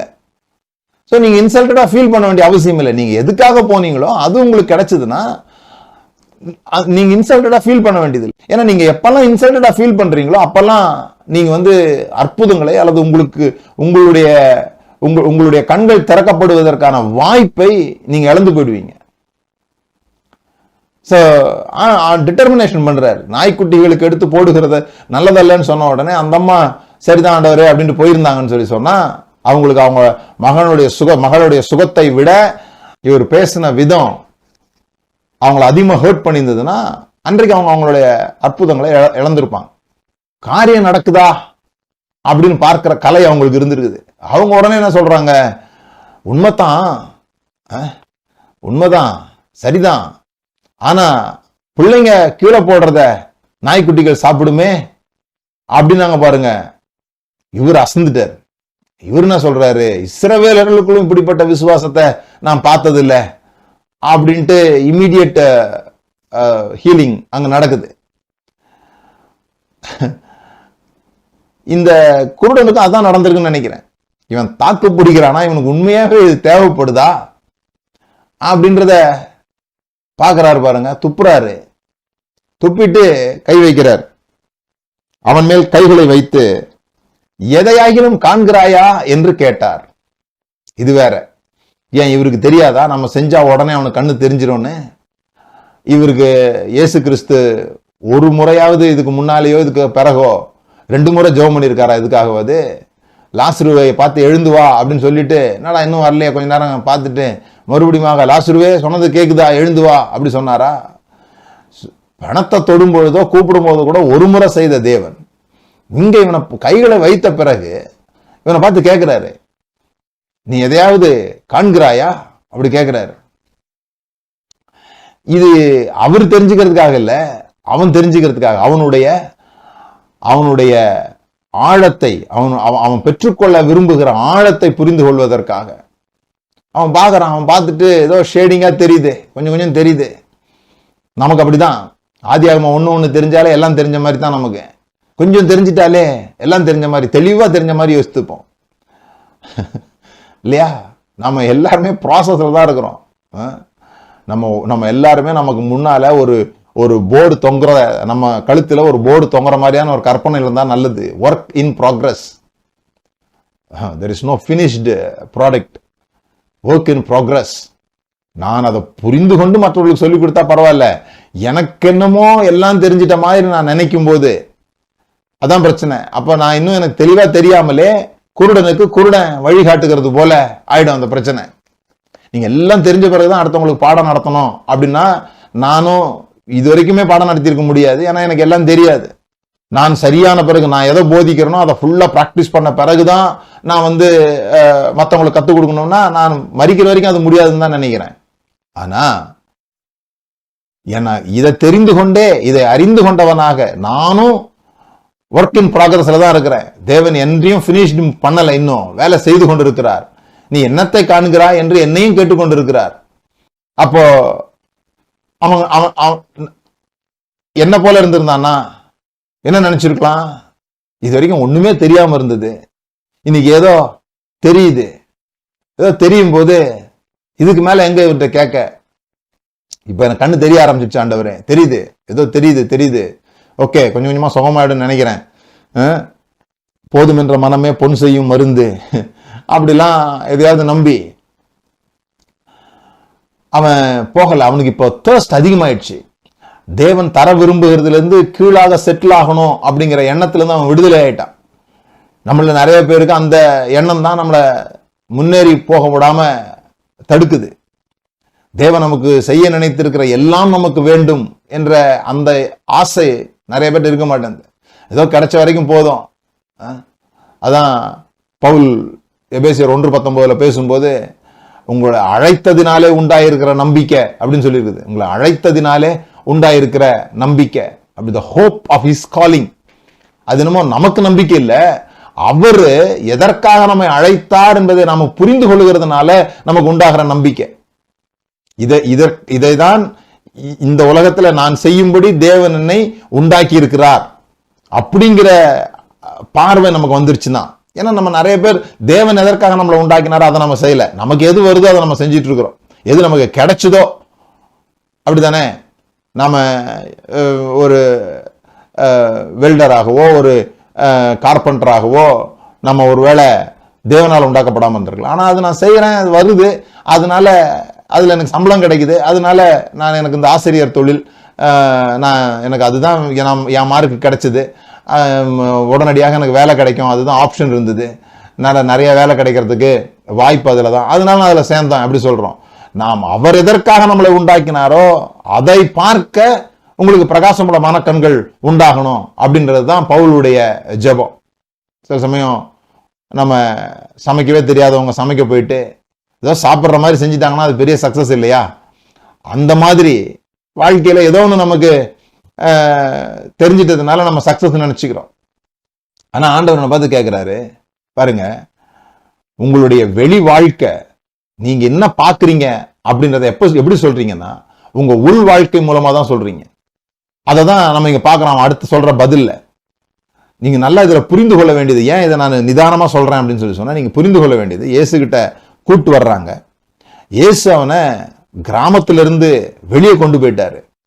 கிராமத்துல இருந்தாவது அடுத்த வார்த்தைக்கு எனக்கு ஈஸியா அர்த்தம் புரியுது. ஆனா இப்ப கிராமத்திலிருந்து வெளியே கிட்டத்தட்ட ஒரு தனி இடத்துக்கு கொண்டு போன பிறகு அவன் இப்படி பதில் சொல்றான். அவன் ஏறிட்டு பார்த்து, நடக்கிற மனுஷரை மரங்களைப் போல் காண்கிறேன். கிராமத்துக்கு வெளியே மனுஷங்க எவ்வளவு பேர் இருந்தாங்கன்னு தெரியல. What to you see about people? இதுதான் உங்க கண்கள் திறக்கப்பட்டிருக்குதா இல்லையான்றதுக்கு முக்கியமான செக் பாயிண்ட். மனிதர்களை நீங்கள் எப்படி பார்க்கிறீர்கள்? இந்த நாள் செய்தியினுடைய விஷயமே எங்க வருதுன்னா இங்கதான். மனிதர்கள் உங்களுக்கு எப்படி தோன்றாங்க? இப்ப இந்த குருடனுக்கு கண்ணு திறக்குது, கண்ணு திறந்த உடனே நான் மரங்களை பார்க்கறேன்னு சொல்லல அவன். சில பேருக்கு கலர் பிளைண்ட்னஸ் சொல்லுவாங்க, எல்லாமே கருப்பு வெள்ளையமா தான் இருக்கும். ஸோ அப்படி நான் எல்லாத்தையும் கருப்பு வெள்ளையமா பார்க்கறேன் அப்படி சொல்லல. அவன் சொல்றான், நடக்கிற மனுஷர்களை மரங்களை போல் காண்கிறேன். இது என்னது? மரம் ஒரு இடத்துல நிற்கும். இப்போ மனுஷங்க நிக்கிற மனுஷங்களை மரங்களை போல கண்டா பரவாயில்ல, நடக்கிறாங்கன்னு தெரியுது, அதனால அவங்க மனுஷங்க அப்படின்ற மாதிரி இருக்குது. ஆனா தெளிவா தெரியல. உங்களுடைய கண்கள் திறக்கப்பட வேண்டியது இருக்கிறது என்பதற்கான நல்ல அறிகுறி என்ன? You need a second touch. எனக்கு இதுல ஆச்சரியம் என்னன்னா, தேவனால் தொடப்பட்ட ஒருவன், ஜென்யூன்லி சிருஷ்டிகர்த்தா அவன் கண்கள்ல துப்பி அவனை தொட்டு அவனுக்கு முழு சுகம் கிடைக்கல. தேவன் என்ன ஒரு முறை தொட்டிருக்கிறார், நான் ரட்சிக்கப்பட்டிருக்கிறேன், நான் கடவுளை அறிந்துட்டேன், அதுக்காக எனக்கு தெளிவான பார்வை உண்டாயிடுச்சானா கிடையாது. அதை நம்ம புரிந்து கொள்ளணும். நான் கிறிஸ்தவன்றதுனாலே நான் எல்லாம் முழுமை அடைந்தவன் கிடையாது. நான் பெட்டர் ஆயிருக்கலாமே தவிர ஹோல் ஆகல. ஆனா நம்ம என்ன நினைச்சுக்கிறோம்னு சொல்லிட்டோம்னா, கொஞ்சம் மரங்களை மாதிரி மனுஷங்க தெரிஞ்சவனே சமாளிச்சிடலாம் இந்த உலகத்துல அப்படின்னு சொல்றோம். ஆனா அப்படி போனோம்னு சொல்லி சொன்னா அது மரமா மனுஷனான்னு தெரியாம மோதிட்டு தான் நிக்கணும். அப்ப முக்கியமாக நம்முடைய வாழ்க்கையில பெரிய மறுரூபம் நமக்கு எங்க உண்டாகணும்? மனிதர்களை குறித்து நாம சரியான பார்வை உடையவர்களாக இருக்கிறோமா? அவங்க மனுஷங்க தான், நமக்கு தான் மரங்களை போல தெரியுறாங்க, அதனால அவங்க மரம் கிடையாதுன்றது புரிந்து கொள்ளணும். அதாவது வேற வார்த்தையில உங்களுக்கு புரியுற மாதிரி சொல்றேனே, அவங்க மனுஷங்க, நமக்கு இன்னும் கண்ணு தெளிவா தெரியாதனால கெட்டவங்க மாதிரி தெரியுறாங்க. அவர்கள் மனிதர்கள், நமக்கு இன்னும் கண்ணு தெளிவா இல்லாததுனால அவங்க மோசமா நடக்கிற மாதிரி தெரியுது. நடக்கிற மனுஷர்களை மரங்களை போல காண்கிறது அந்த மனிதர்கள் மேல இருக்கிற பிரச்சனையில் இல்ல, இவன் கண்ணில் இருக்கிற பிரச்சனை. இன்னும் முழுமையாக இந்த கண்கள் திறக்கப்படல, முழுமையான பிரகாசமுள்ள மனக்கண்கள் உண்டாகல. அந்த பிரகாசமுள்ள மனக்கண்கள் உண்டாகும் பொழுது நமக்கு தெரியும் மனிதர்களை எப்படி பார்க்கணும். இயேசு கிறிஸ்து எப்படி மனிதர்களை பார்க்கிறாரு, எல்லாமே அந்த ஷேடுல தான் வருது. அவங்க எப்படி பார்த்தாங்க? குஷ்ரோகி அப்படின்னு பார்த்தாங்க. அதான் தெளிவா பார்க்கறதுன்னு நினைச்சுக்கிட்டாங்க. இவன் ஏதோ பாவம் செஞ்சிருக்கிறான், கண்ணு தெரியாதவன் அவன் ஏதோ பாவம் செஞ்சிருக்கிறான். ஆனா இயேசு பார்க்கிறாரு, அவர்களை மனிதர்களாக பார்க்கிறாரு, மனிதர்களாக பார்த்துட்டு சுகமாக்குறாரு. அப்ப கூட இவங்களுடைய பார்வை எப்படி இருக்கு பாருங்க. நீங்க எப்படி ஓய்வு நாள்ல சுகமாக்கலாம் அப்படின்னு கேட்டோடனே அவரு அப்பதான், இவன் மனுஷன், நீ கழுத கீழே விழுந்துட்டா தூக்குற, ஆனா இவன் மனிதன் என்று நீ நினைக்க மாட்டேன்ற, உன் கழுத குழிக்குள்ள விழுந்துட்டா நீ தூக்க மாட்டியா ஓய்வு நாள்ல? அப்ப அதை விட பெட்டர் இல்லையான்ட்டு அவர்கள் இந்த மனிதர்களை கழுதைகளோட மோசமா பார்த்திருக்கிறாங்கன்ட்டு அவங்க கண்ணை சரி பண்றாரு. நீங்க எப்படி உங்களை சுத்தி உள்ளவங்களை பாக்குறீங்க, அதை பொறுத்துதான் உங்க வாழ்க்கையினுடைய வளமை இருக்கிறது. நீங்க தெளிவா நடக்க முடியும், இல்லைன்னா உங்க வாழ்க்கை இருட்டாதான் இருக்கும். பெரிய அளவுல நம்மளால முன்னேறி போக முடியாததுக்கு மிக முக்கியமான காரியம், நாம தெளிவா பார்க்க முடியல. அதுவும் குறிப்பாக மனிதர்களை தெளிவாக நம்மளால பார்க்க முடியல. நமக்கு மற்ற விஷயங்கள்லாம் தெளிவா தெரிஞ்சிடுது சில சமயத்துல. எப்படி கேஜெட்ஸ் யூஸ் பண்ணணும், எப்படி பெரிய பெரிய காரியங்களை செய்யணும். நிலவுக்கெல்லாம் போயிட்டு வந்துடுறாங்க பாருங்க, நிலவுல இருந்து கீழே பேசுறாங்களாம், அங்க இருந்து இங்க பேசுறாங்களாம். கூட இருக்கிறவங்களோடையும் பக்கத்து வீட்டுக்காரங்களோடையும் தான் நம்மளால பேச முடியாது. ஆனா நிலவுக்கு போயிட்டோம்னா பேசலாம். கீழே இருக்கிறவங்களோட, அவ்வளவு தூரத்தில் இருக்கிறவங்களோட நம்மளால பேச முடியுது. பக்கத்தில் இருக்கிறவங்களோட நம்மளால பேச முடியல. ஏன்னா நடக்கிற மனிதர்களை மரங்களை போல காண்கிறோம். அதனால அவங்க மரம் நம்ம நினைச்சுக்கிறோம். அவங்க மரம் இல்லை, நம்முடைய கண்கள் இரண்டாவது தொடுதல் தேவைப்படுகிறது. தேவனே தொட்டிருந்தா கூட சில சமயங்களில் இட்ஸ் நாட் இனஃப். இயேசுதான் தொட்டார். வெறும் வார்த்தையில துப்பி பிறகு தொட்டு அவனை கையை பிடிச்சு கூட்டு வந்து இதெல்லாம் நடந்திருக்குது. ஆனாலும் இன்னொரு முறை தொடுதல் தேவைப்படுகிறது. இன்றைக்கு இந்த கால வேளையில என்னுடைய ஜெபம், நீங்க எல்லாரும் ஒரு ஜெபம் பண்ண முடியும், ஆண்டவரே எங்களை இரண்டாவது முறை தொடும் என்று கேட்பதாக தான் இருக்கும். we need a second touch. அப்போ அவன் எந்த அளவு சுகமடைந்திருக்கிறான் என்பதை கவனிப்பதற்கான, சோதிப்பதற்கான ஒரு கேள்வி. எந்த அளவு சுகமடைந்திருக்கிறான் என்பதை தெரிந்து கொள்வதற்கான ஒரு கேள்வி அது. நீ என்ன காண்கிறாய்? நீ மனிதர்களை எப்படி பார்க்கிற? அதுதான் உங்களுடைய இன்னர் ஹீலிங் லெவல, நீங்க எந்த அளவுக்கு மனதில சுகமா இருக்கிறீங்க, உங்க மனக்கண்கள் எந்த அளவுக்கு சுகமா இருக்குதுன்றத அதுதான் வெளிப்படுத்தும். நீங்க எப்பவும் ஒரு பயத்திலையும் சந்தேகத்திலையும் யாரையும் நம்பாமலும் எல்லாரும் நமக்கு விரோதமாக கிரியை செய்கிற மாதிரியும், இதெல்லாம் உங்களுக்கு ஏற்பட்ட அனுபவங்களால, உங்களுக்கு ஏதோ நடந்த நிகழ்வுகளால உங்கள் கண்கள் மூடப்பட்டிருக்குமானால் நாம அதைரியத்தோடு தான் சந்திப்போம். சில பேருக்கு இது இது இது ஒரு வகையான பார்வை குறைபாடுனா, சில பேருக்கு எப்ப பார்த்தாலும் மனிதர்கள் இருந்துகிட்டே இருக்கணும், அவங்க கூடவே யாராவது இருக்கணும், இல்லைன்னா பயமாயிடும், எப்பவும் ஒருத்தர் பாராட்டிக்கிட்டே இருக்கணும், எப்பவும் அவங்களுக்கு அப்ரிஷியேட் பண்ணிக்கிட்டே இருக்கணும், அல்லது அசர்டிவ்னஸ் கொடுத்துக்கிட்டே இருக்கணும், உறுதி கொடுத்துக்கிட்டே இருக்கணும். நீயும் ஒரு ஆள் தான், நம்பு, நான் உன்னை நம்புறேன், நீயும் ஒரு ஆள் தான், நீயும் ஒரு ஆள் தான், நீயும் முக்கியமானவன் தான் அப்படின்னு யாராவது சொல்லிக்கிட்டே இருக்கணும். இல்லைன்னா அவங்களுக்கு பதட்டம் ஆயிடும், இல்லைன்னா அந்த உலகமே இருள் மாதிரி தெரிய ஆரம்பிச்சிடும். இது ஷார்ட் சைட்னா அது லாங் சைட் மாதிரி. ஆனா கண்கள் தெளிவா பார்க்கணும் நம்ம. அப்போ தேவன் எதையும் துவங்கிட்டா பாதியில விடுறதில்ல. துவங்கினவர் அந்நாள் வரையும் நம்ம காக்க வல்லமையுடையவராய் இருக்கிறார். நம்மள அவரு ஆல்பாவும் ஒமேகாவுமா இருக்கிறார். அவரே துவக்கமும் முடிவுமாக இருக்கிறார். உங்களை அழைத்தவர் உண்மை உள்ளவர். அந்நாள் வரையும் அவர் உங்களை காப்பார். எப்படி இவனை பாதியில அவர் விட்டுட்டு போகல, சரி ஏதோ கண்ணு கொஞ்சம் திறந்துட்டா போதும் பாதியில போன்னு சொல்லல, மறுபடியும் அவனை கூப்பிடுறார். மறுபடியும் அவன் கண்களின் மேல் கைகளை வைத்து, இந்த முறை துப்பல, செய்ததே திருப்பி செய்ய வேணாம்ப்பா, நான் செஞ்சிட்டேன், நான் இப்போ மறுபடியும் உனக்கு அது தேவையில்லை, இப்போ வேற மாதிரி நான் செய்யறேன், மறுபடியும் கைகளை வைத்தா அவனுக்கு போதும் அப்படின்னு சொல்லி கண்களின் மேல் கைகளை வைத்து அவனை ஏறிட்டு பார்க்கும்படி செய்தார். இப்ப பாரு, மறுபடியும் பாருங்கிறார், ஏறிட்டு பார். இப்போ அதே சூழ்நிலை தான், அதே இடம் தான், கிராமத்துக்கு வெளியே தான். ஆனா இப்ப பாரு, மறுபடியும் பாரு. எனக்கு இதை வாசிக்கும் போது அந்த கண்ணாடி போட்டவங்களுக்கு இதை பத்தி தெரியும், கண்ணை செக் பண்ண போனவங்களுக்கு தெரியும். அதை அப்படி சுத்திக்கிட்டே இருப்பாங்க. இப்ப பாருங்க சார், இது தெளிவா தெரியுதா, இப்ப பாருங்க சார், இப்படி தெரியுதா, அப்படி கேட்பாங்க. அந்த அந்த அந்த காட்சி தான் எனக்கு தெரியுது ஏசு இங்க செய்யறது. மறுபடியும் ரெண்டாவது முறை அவனை தொட்டு ஏறிட்டு பார் அப்படிங்கிறாரு. அப்பொழுது அவன் சொஸ்தமடைந்து யாவரையும் தெளிவாய் கண்டான். இப்ப இயேசு எப்படி மனிதர்களை பார்க்கிறாரோ அதே போல இவனும் பார்க்க ஆரம்பிச்சிட்டான். அவர் எப்படி பார்க்கிறாரோ அப்படிதான் இவனும் பார்க்கிறான். அதுதான் ஒரே பார்வைன்னு சொல்றோம். அவர் எதற்காக நமக்கு பிரகாசமுள்ள மனக்கண்களை தருகிறார்? What is mean by eye of understanding? நான் என்ன பார்க்கிறேனோ அதையே நீயும் பார்த்தால், நான் என்ன ஆகியிருக்கிறேனோ, நான் என்ன வைத்திருக்கிறேனோ அதுவே உனக்கும் உண்டாகும். If you see what I see, you can have what I have. நான் ஆரம்பத்தில் சொன்னேன் இல்லையா, உங்களுக்கும் உங்களை நீங்கள் வியந்து பார்க்கிறவர்களுக்குள்ள வித்தியாசம் வேற எதுவும் கிடையாது.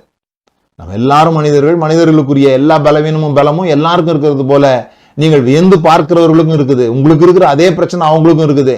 இன்னும் சொல்ல போனா பெரிய அளவுல கூட இருக்கும். ஆனா அவர்களுக்கு கிடைத்தது ஏன் உங்களுக்கு கிடைக்கலன்னா, அவர்கள் எப்படி பார்க்கிறார்களோ அப்படி நாம் வாழ்க்கையை பார்க்க கற்றுக்கொள்ளவில்லை. அவங்க பார்த்த பார்வை நமக்கும் வாழ்க்கையை குறித்து உண்டாகுமானால், அவர்கள் எந்த நிலையில் இருக்கிறார்களோ அதே நிலையில நாமளும் இருக்க முடியும். ஆனா பார்வை தெளிவா இருக்க மாட்டேங்குது, புத்தி தெளிய மாட்டேங்குதுன்னு சொல்லலாம். இங்க பார்வை தெளிந்ததுன்னு போட்டிருக்கு. பார்வை தெளிவாய் கண்டான். இதுதான் இளையகுமாரன் ஸ்டோரியில் நம்ம வாசிக்கிறோம். இளையகுமாரன் அப்பாவை விட்டு போயிடுறான், எல்லாத்தையும் வாங்கிக்கிட்டு. ஏன்னா அப்பாவோட இருந்தா அவனுக்கு திருப்தியா இருக்க முடியும், சந்தோஷமா இருக்க முடியும்னு தெரியல. அவன் எப்படியாவது சுயமாக இண்டிபெண்டாக இருக்கணும்னு சொல்லிட்டு போறான். போன இடத்துல எல்லாத்தையும் இழந்துடுறான், பண்ணி மேய்க்க போறான். அங்க பைபிள்ல போட்டிருக்குது, அவன் புத்தி தெளிந்தது அப்படின்னு போட்டிருக்குது. அது ஆங்கில வேதாகமத்துல he came to himself, அவன் தன்னை அறிந்தவனாகானான். இதுதான் இங்க விஷயம்.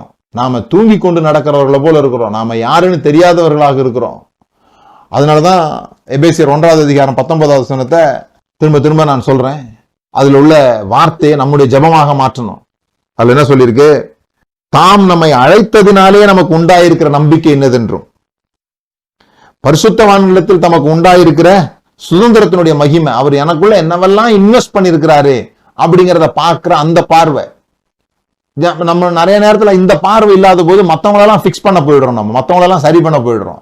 நம்முடைய பார்வை மாறும்போது நான் மற்றவங்களை நான் சரி பண்ண வேண்டியதில்லை, எனக்குள்ளாக தேவன் என்ன வைத்திருக்கிறார், எனக்குள்ளாக எவ்வளவு சொத்துக்களை சம்பத்துக்களை, அவருடைய ட்ரெஷர் எவ்வளவு எனக்குள்ள இருக்குது அப்படிங்கிறத பார்க்கறதுக்கான கண்கள் நமக்கு திறக்கப்படணும். அவர் எதற்காக நீ அழைத்து இருக்கிறார் அதை நான் பார்த்துட்டேன்னு சொல்லி சொன்னா, நான் எனக்கு பணம் இல்லை, எனக்கு ஆள் இல்லை, பலம் இல்லைன்னா சொல்ல மாட்டேன். எனக்கு தெரியுது அவர் இதற்காக தான் அழைத்து இருக்கிறார் அப்படின்னு சொன்னா டக்குன்னு அடுத்ததுக்கு போயிடுவேன். என்னை அழைத்ததுனால எனக்குள்ள எவ்வளவு இன்வெஸ்ட்மெண்ட் அவர் பண்ணியிருக்கிறாரு, என்னை நம்பி எவ்வளவு இன்வெஸ்ட்மெண்ட் பண்ணியிருக்கிறாரு, என்னால என்ன செய்ய முடியும்னு அவர் நம்பி இருக்கிறாரு, என்னை இதுக்காக இந்த உலகத்துக்கு அனுப்பி இருக்கிறாரு. அப்ப அதுக்கான ரீசோர்சஸ் எனக்குள்ளாக அவர் என்ன பண்ணிருக்கிறாரு, தந்திருக்கிறாரு.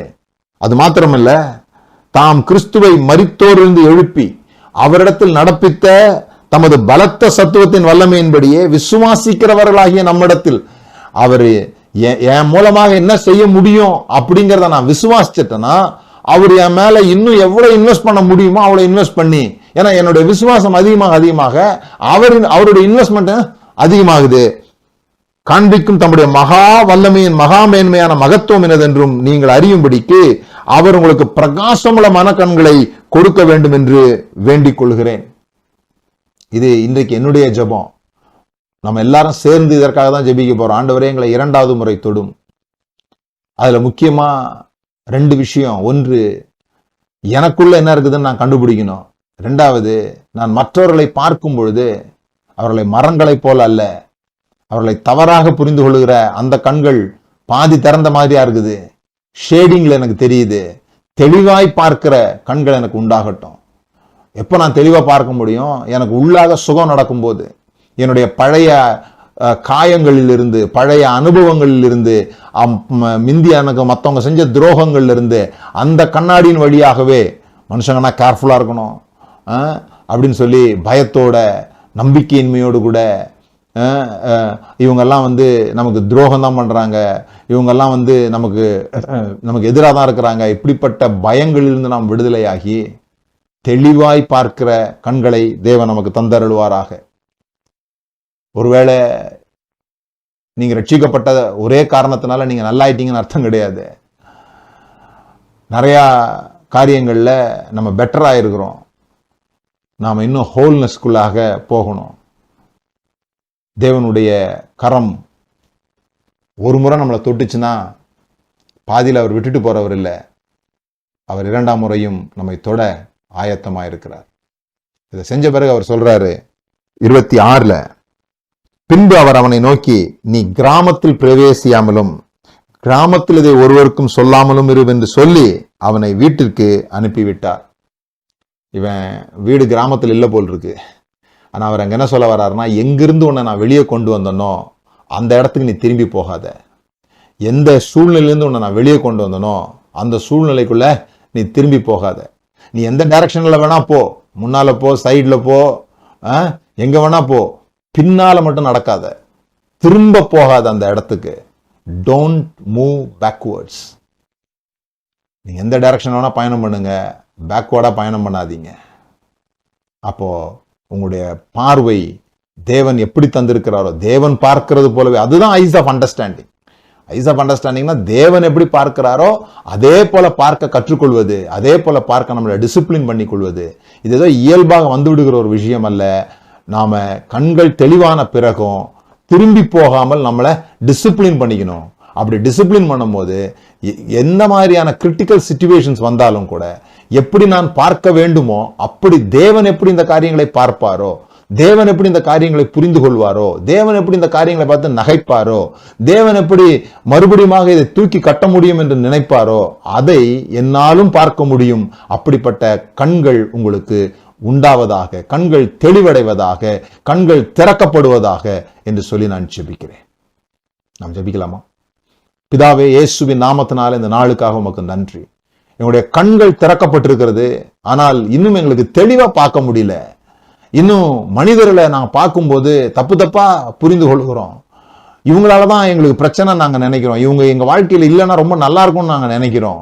அந்த மாதிரியான பார்வை குறைபாடு உள்ள ஒவ்வொருவருடைய கண்களிலேயும் இன்றைக்கு தெளிவு உண்டாவதாக, அவர்களுடைய லென்ஸ் அட்ஜஸ்ட் பண்ணப்படுவதாக, தெளிவு டபுளா தெரியறது, ஷேடிங்கா தெரியறது, குழப்பமா தெரியறது, இதனால பெரிய தலைவலி உண்டாகுது, இதனால எதையும் தெளிவா அவங்களால வாசிக்க முடியல. இப்படிப்பட்ட எப்படி பிசிக்கல் ஐல ப்ராப்ளம் இருந்தா என்னென்ன பிரச்சனை உண்டாகுதோ அது போல இந்த மனக்கண்களிலும் இந்த ஐ ஆஃப் அண்டர்ஸ்டாண்டிங் அல்லது இந்த ஐ ஆஃப் இமேஜினேஷன்ல இருக்கிற பிரச்சனைகள் தீர்க்கப்படும்படியாக நீர் மறுபடியும் அவர்களை தொடும்படி ஜெபிக்கிறோம் ஆண்டவரே.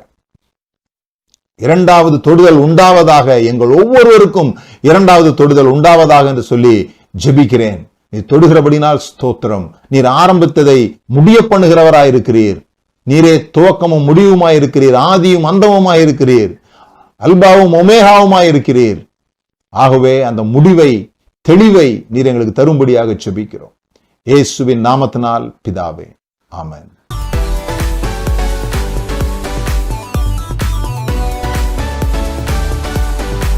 Training is not agreement, but understanding.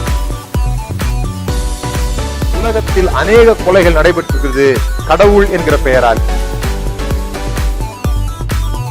எனக்காக நீ வெட்டுனா நீ என் மேல அன்பா இருக்க, அதனாலதான் பேர் எடுத்து வெட்டினா.